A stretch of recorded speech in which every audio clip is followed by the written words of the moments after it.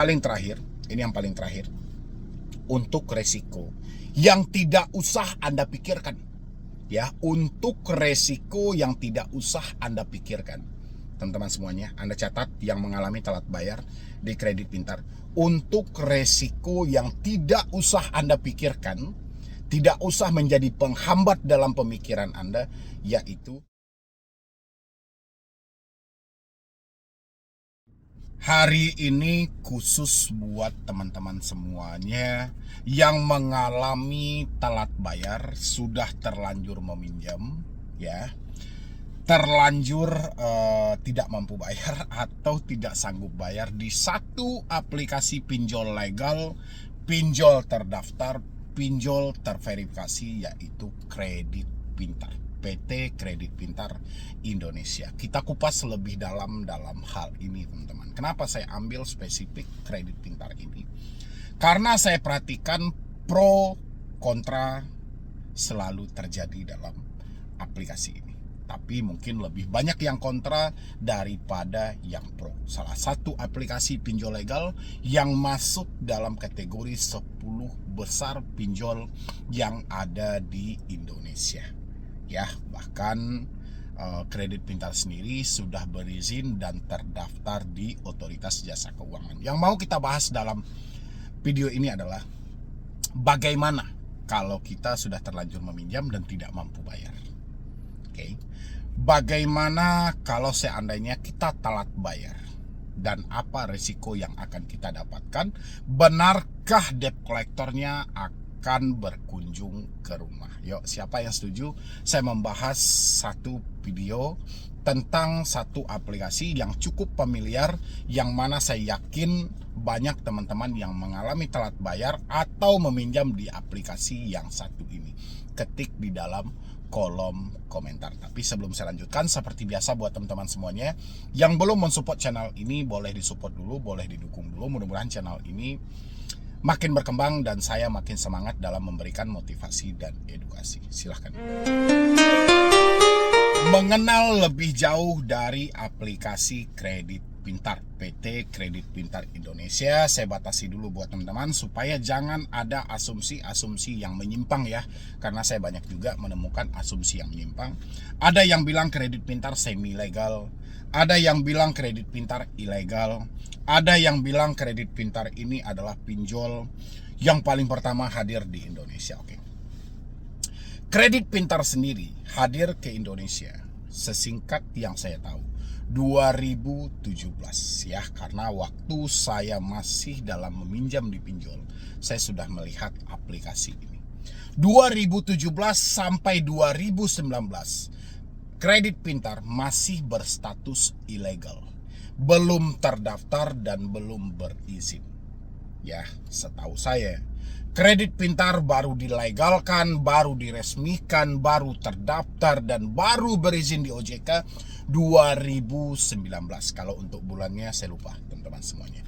2019 dia telah menjadi pinjol resmi terdaftar, ada di Otoritas Jasa Keuangan. Otomatis dia sudah bisa menjalankan semua usaha yang ada di Indonesia ini dengan semua fasilitas yang telah diberikan OJK dan harus patuh dan tunduk kepada aturan-aturan yang berlaku. Jadi jangan ada lagi yang berasumsi Kredit Pintar semi legal, Kredit Pintar ilegal, Kredit Pintar tidak terdaftar, jangan ada lagi ya teman-teman. 2019 dia sudah resmi dan dia sudah terdaftar, terverifikasi di Otoritas Jasa Keuangan. Oke. Habis itu muncullah pertanyaan gitu loh. Ya, karena saya yakin banyak orang-orang yang sudah meminjam di Kredit Pintar, karena Kredit Pintar bukan pinjol yang kecil dan bukan pinjol yang baru kemarin, tapi mereka bergerak atau menjalankan bisnis di Indonesia ini. Kalau kita hitung dari 2017 saja, berarti dia sudah berhasil bertahan selama 8 tahun menjalankan bisnis mereka. Berarti bukan orang baru, otomatis sudah orang lama ya. Bagaimana kalau kita sudah terlanjur terjebak atau kita sudah terlanjur meminjam tapi tidak mampu membayar?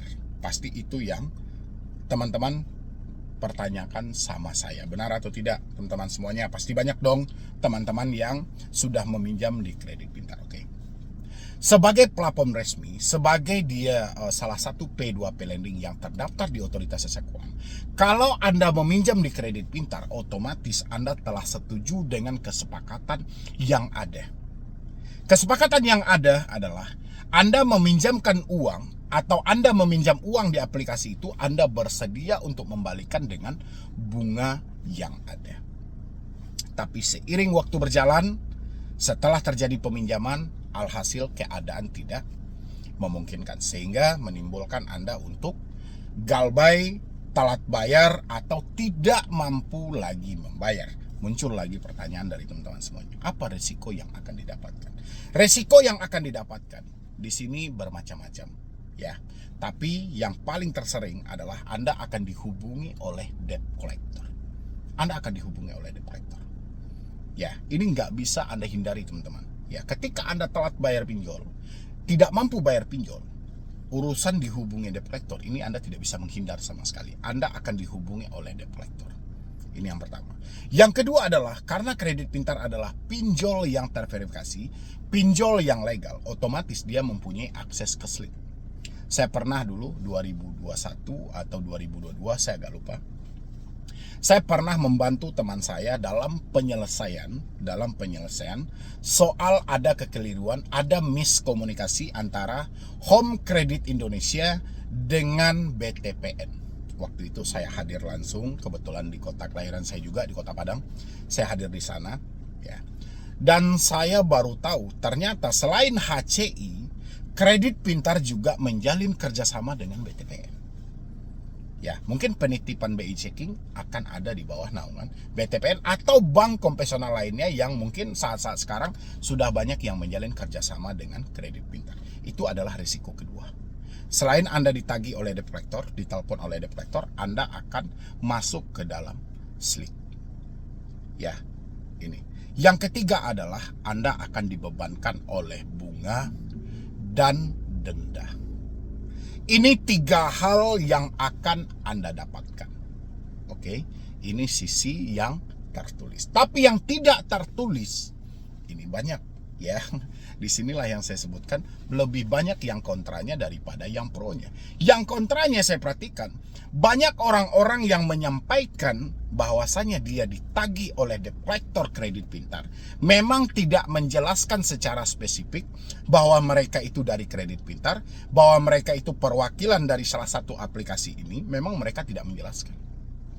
Tapi saya betul tahu atau paham betul bahwasannya itu dilakukan oleh Kredit Pintar karena ada yang meminjam hanya satu-satunya di Kredit Pintar, atau ada yang tahu dia hanya jatuh tempo di Kredit Pintar, tapi mendapatkan caci maki, mendapatkan intimidasi, mendapatkan hinaan dan segala macam.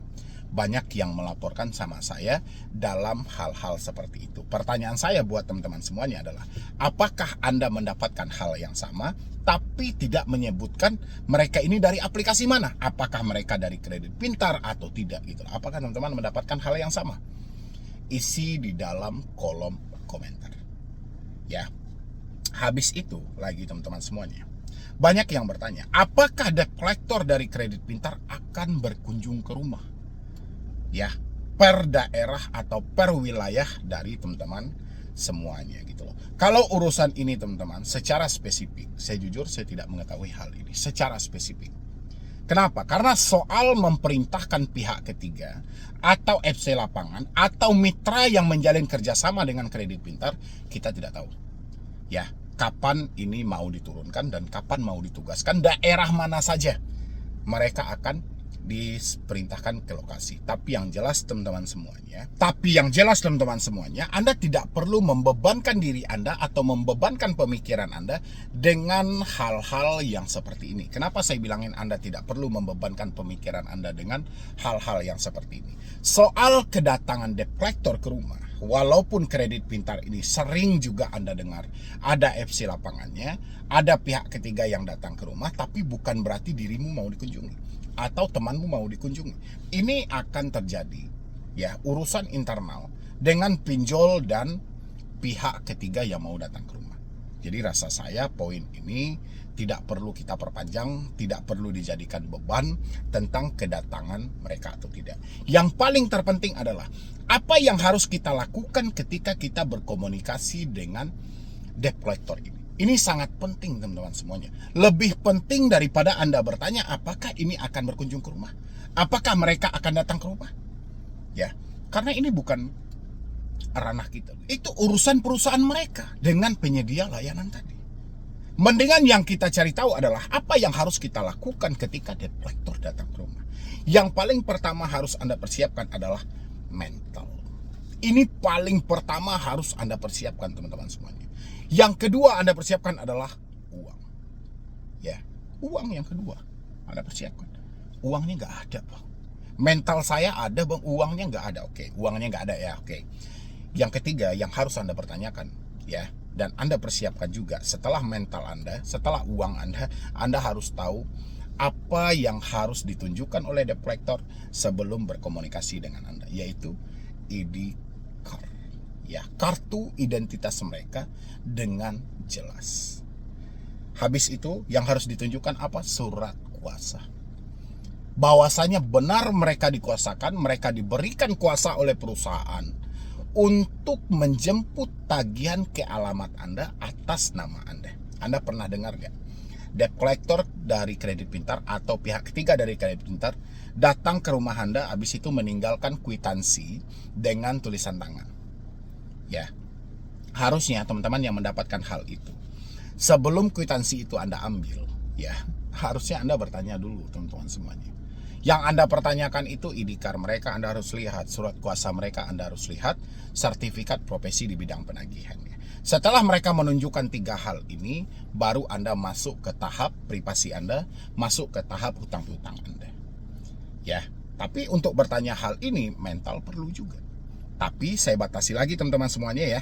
Terlepas dari Kredit Pintar, ada pihak ketiga, ada DC lapangan, bukan berarti semua Anda akan dikunjungi. Di sini akan ada pilih-pilih mana yang lebih tepat, mana yang lebih efisien, dan mana yang lebih layak dulu untuk dikunjungi. Bukan berarti semuanya. Karena nasabah Kredit Pintar ini tidak main-main teman-teman. Banyak. Ya, yang macet bayar, yang telat bayar, ini bukan jumlahnya sedikit. Bukan hanya hitungan jari, tidak. Tapi jumlahnya bisa mencapai puluhan, bahkan ratusan, bahkan ribuan.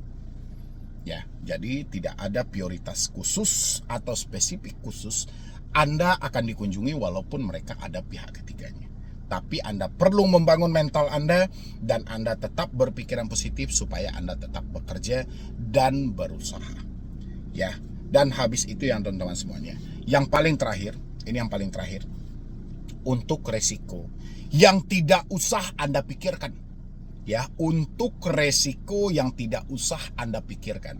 Teman-teman semuanya, Anda catat yang mengalami telat bayar di Kredit Pintar.